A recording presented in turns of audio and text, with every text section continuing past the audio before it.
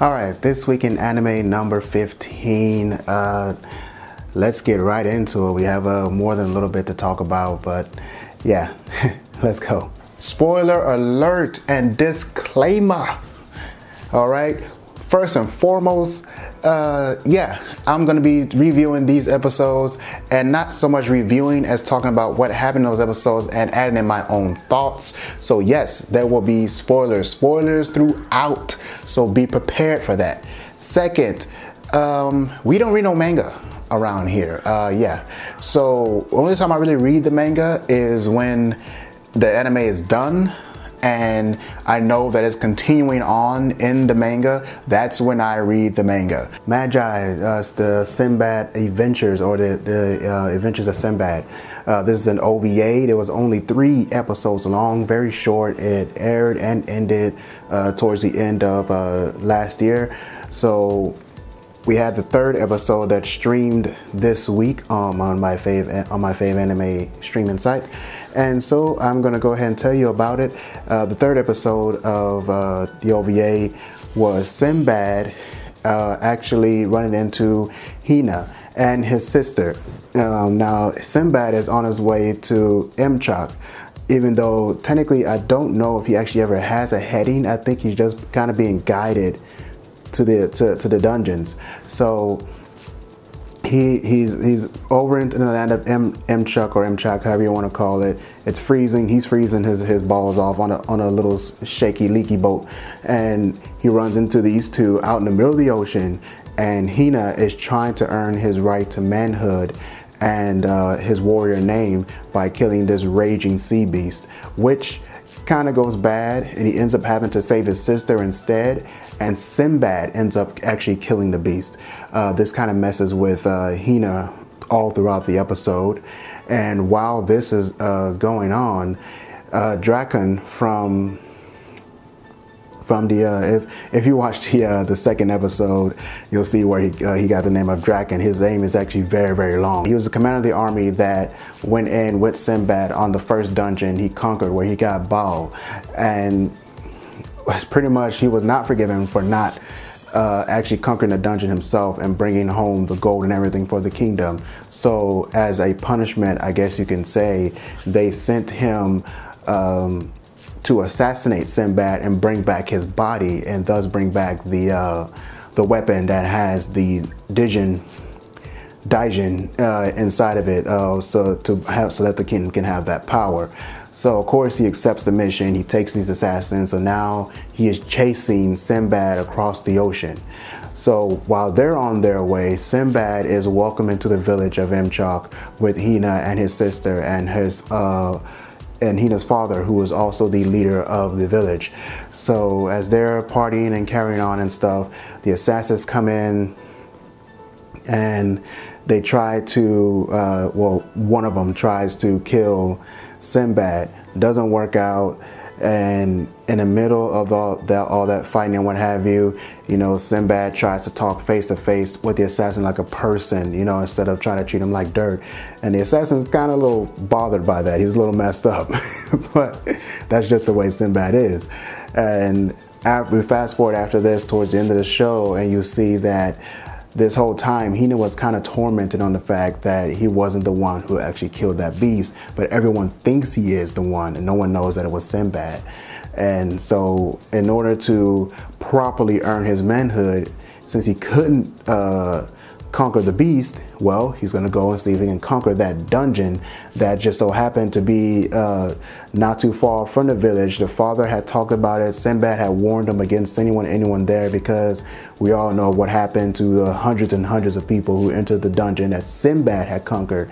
It was just a lot of dead bodies. So he just was trying to warn the chief from allowing anyone to do that. But Hina says, he just gonna go.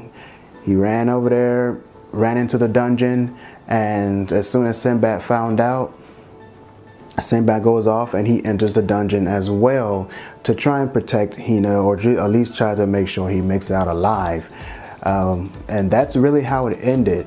And it's kind of odd, but it's pretty much, we were able to understand what Sinbad went through and how he got all these strong people around him.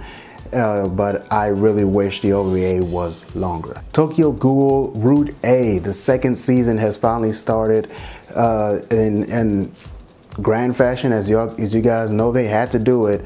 The episode 1 was truly epic.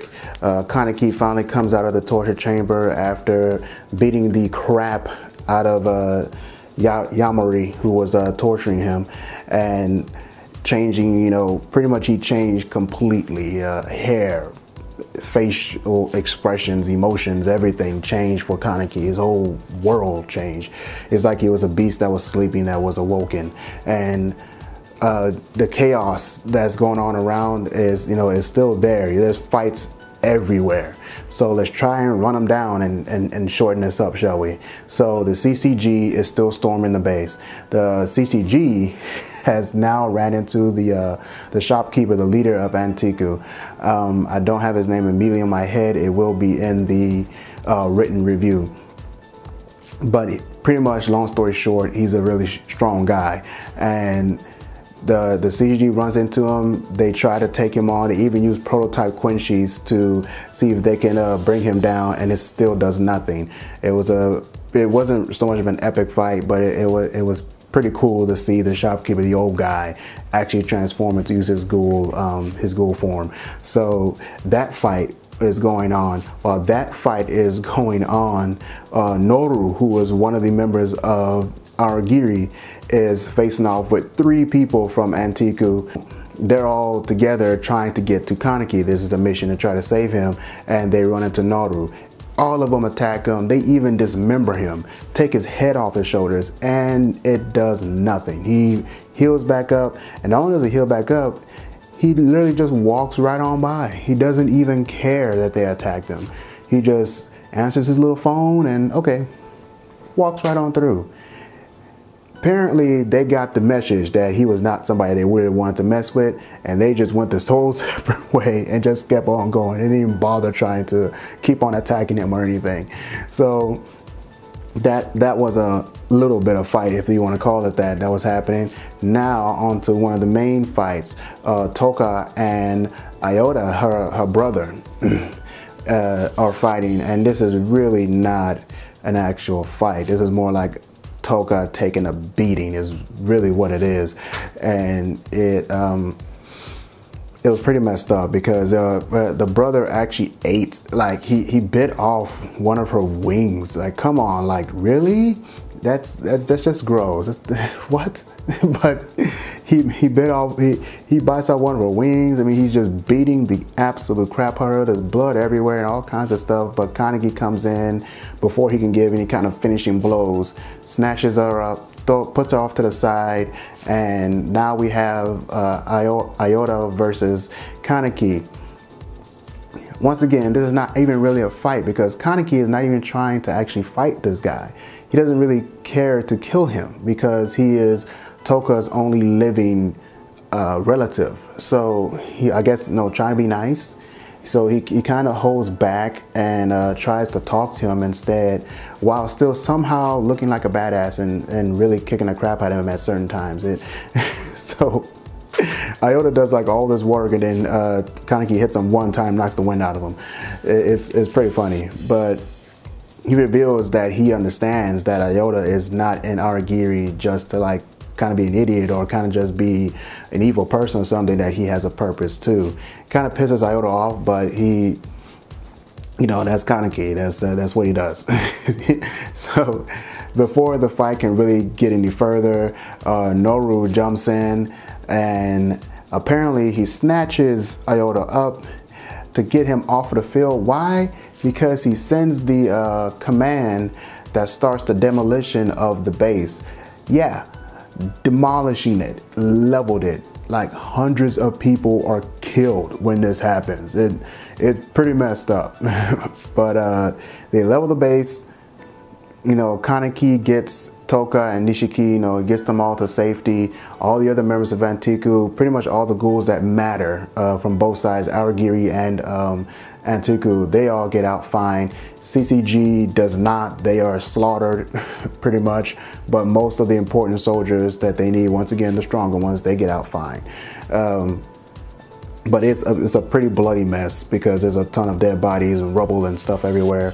And in the end of it all, Kaneki actually makes the decision to join Aragiri and leave Antiku. And that was quite surprising. I wasn't expecting that. But yeah, it happened. That's that. So I want to see though, what side is he on in the end of it all? That's the question I want to know. Does he actually stay with Aragiri, or does he actually create his own side, or does he go back to Antiku? So it's just going to be interesting now. Excuse me. It's going to be interesting now to see what his future moves are and what happens out now. So it's already really exciting right from the jump. It's a pretty nice way to start off a season. Fairy Tail this week, it's finally gotten interesting for me. So I thought it was a pretty cool episode. I haven't been having that much fun with this current arc, but I thought this was a pretty cool one. So Aphyxius, the 13th spirit, the snake, finally reveals her plan, and pretty much she's been working for the king this entire time. Now they finally find that out after, you know, Natsu, for whatever reason, suddenly gets ill, and that's because he actually ate that dark magic. So so when he ate it, yeah, it worked. He was able to defeat Loki, but when he did that, now it made him sick. So he gets sick and he can't really defend or fight himself against the snake, the Aphyxius, who's constantly attacking, but his body like freezes up on him. It doesn't respond the way he wants to, and Arcadios has to jump in and save him. And once that happened, Happy saw the opening for Natsu to attack. That opening was actually the core that was holding all these separate little worlds together that Aphyxius had created. And so once Natsu attacked it and cracked it, he literally destabilized all those worlds.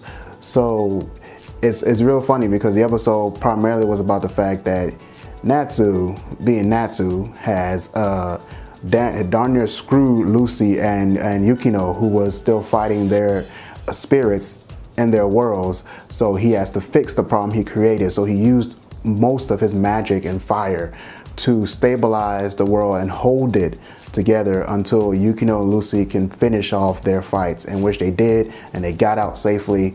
And once all that happened, everything was revealed that the 13th spirit was actually working for the king, and the king was pretty much, he was driven into madness by whatever the heck, probably the same power that affected the 13 or 12 celestial spirits.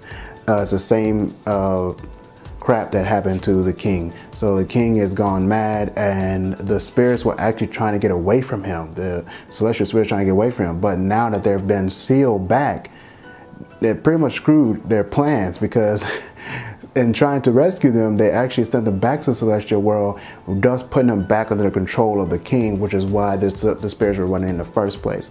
So we get all this out of the way and revealed.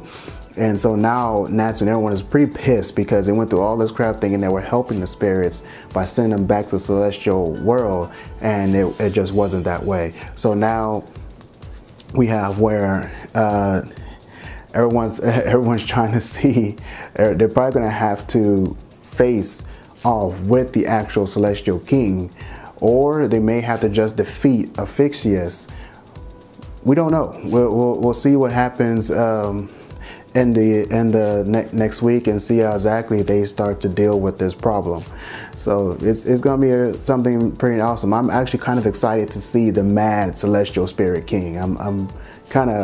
I want to know if that's something I'm gonna see or not, because that'll be pretty cool to see. This week in Log Horizon, last one up that we're gonna talk about this week is Log Horizon, and now we finally get to see more of what's kind of going on here with the Tea Party crew.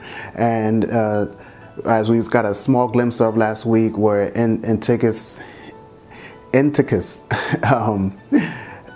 was pretty much dogging the crap out of the good lady of the city, Lady Noria, whatever you pronounce her name, and But pretty much now that we kind of start to see what's going on here, and what's happening is the Tea Party is going to induct a new leader, and that leader is supposed to be Lady Noria.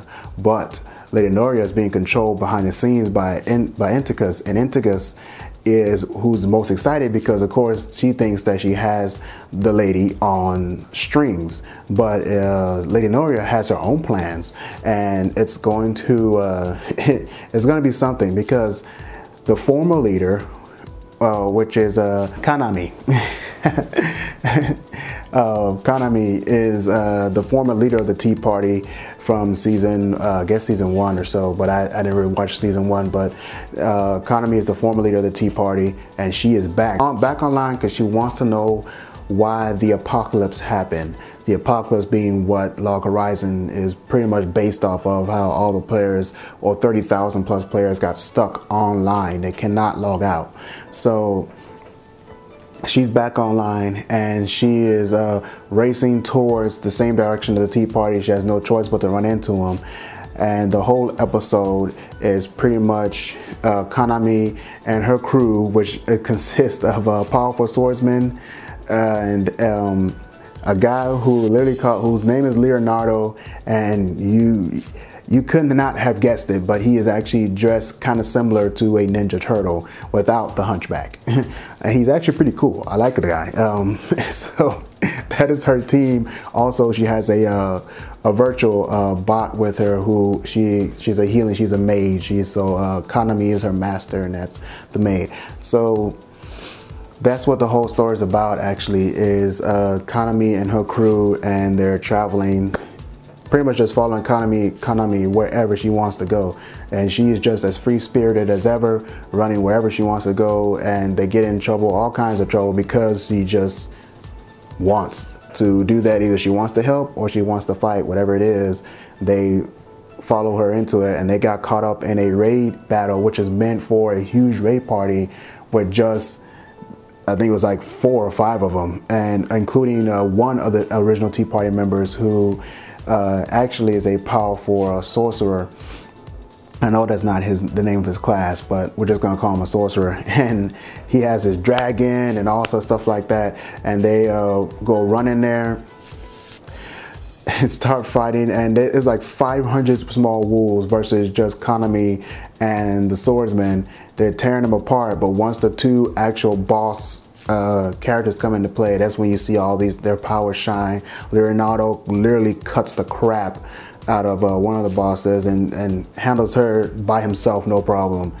Kanami deals with the other guy who is completely gross and has tentacles coming all out of his freaking face and nastiness. I don't like tentacles, so I'm glad. Destroy him, please. Get him off my screen. so they take care of it, and it's just a way to kind of introduce all the powers and their skills and stuff on the screen. It wasn't that much, didn't really actually happen in the show. And towards the end, you see this new train that they're using to go east. So that's pretty much the show. It was all about Kanami and her crew, and they're just battling different monsters. They run into all different little problems. So it was just a nice little show that had a lot of action in it, and a little bit of comedy and everything else. So it was pretty nice. Before my camera dies, that's all.